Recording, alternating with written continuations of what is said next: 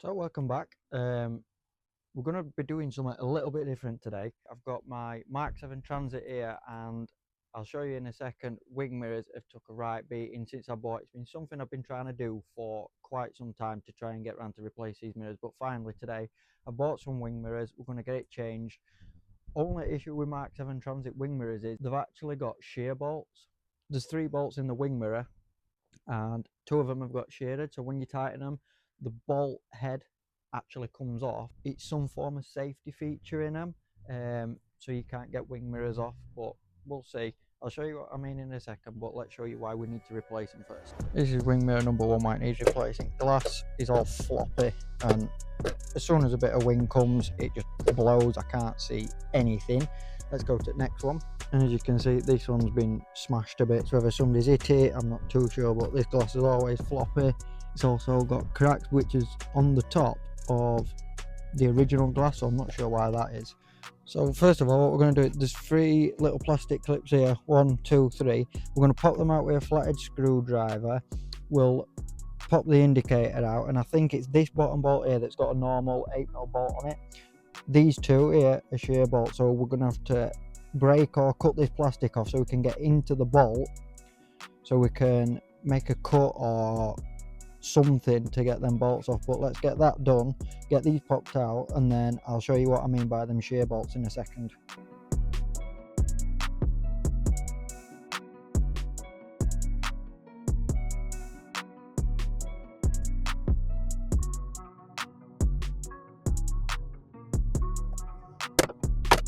So now I've cut this bit of plastic off around wing mirror, you can actually see these shear bolts here, look.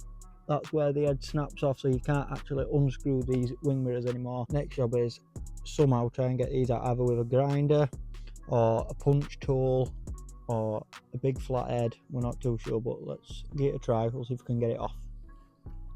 Got a flat bladed screwdriver,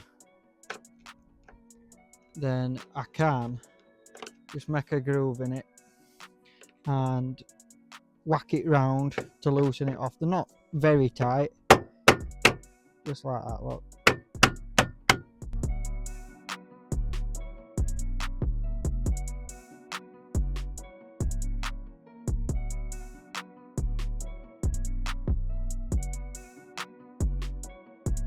Right, so now that's done, what an absolute pain that was to get off. All we've got to do now is unclip that little C-clip what goes over that, pull that off, and we'll replace wing mirror.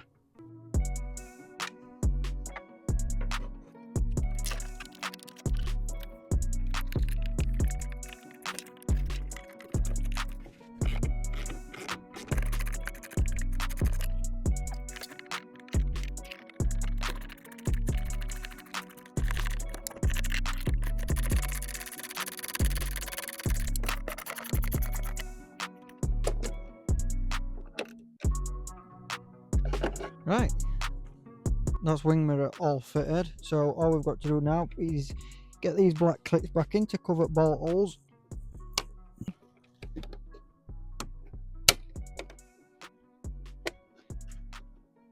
So now that some caps all back in, next up, fit new indicator, but where there's a chance to upgrade, we'll always upgrade.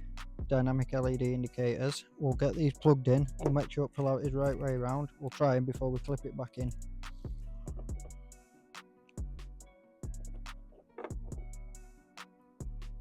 I got polarity right way around first time, so we'll go ahead, we'll put that back in there.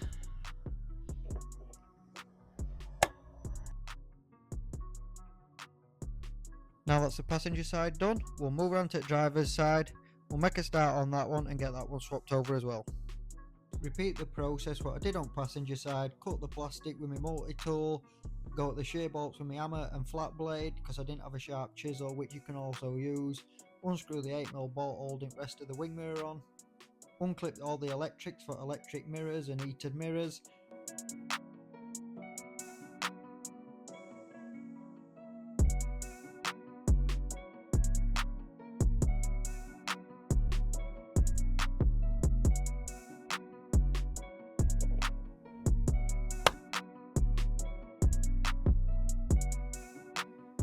So that's that job completed on my Mark 7 Transit. This also applies for some Mark 6s, but I'm sure some Mark 6s don't have shear bolts in, so just double check before you start cutting into your plastic. So thanks for watching the video. If you've liked what you've seen, hit that like button, hit that subscribe button, and I will see you all in the next video.